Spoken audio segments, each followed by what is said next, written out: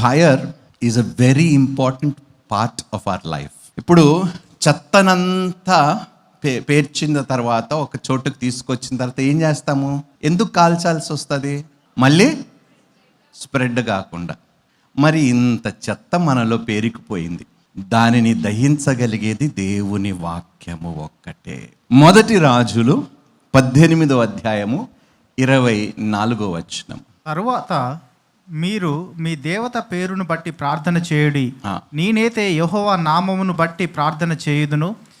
ఏ దేవుడు కట్టెలను తగలబెట్టుట చేత ప్రత్యుత్తరం ఇచ్చునో ఆయనే దేవుడని నిశ్చయించుదము రండని ఏలియా మరలా జనులతో చెప్పగా జనులందరూ ఆ మాట మంచిదని ప్రత్యుత్తరం ఇచ్చిరి. The god who answers by fire, he is God.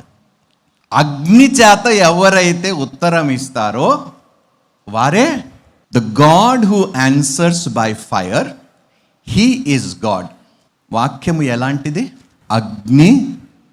మీరు దీనిని మన బ్రతుకుల్లో ఉన్న చెత్తనంతా తగలబెట్టుకోవటానికి వాడుకుంటారా, వాడుకోరా, అది మీకే దేవుడు విడిచిపెడుతున్నాడు. దివారాత్రులు వాక్యము ధ్యానించువాడు, వాడు చేసినదంతా చెత్త ఉండదు వాడు బ్రతుకులో.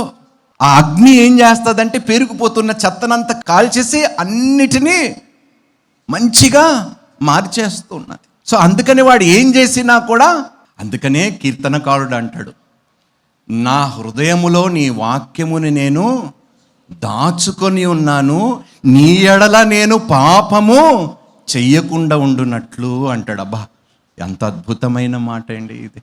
ఎందుకో తెలుసా?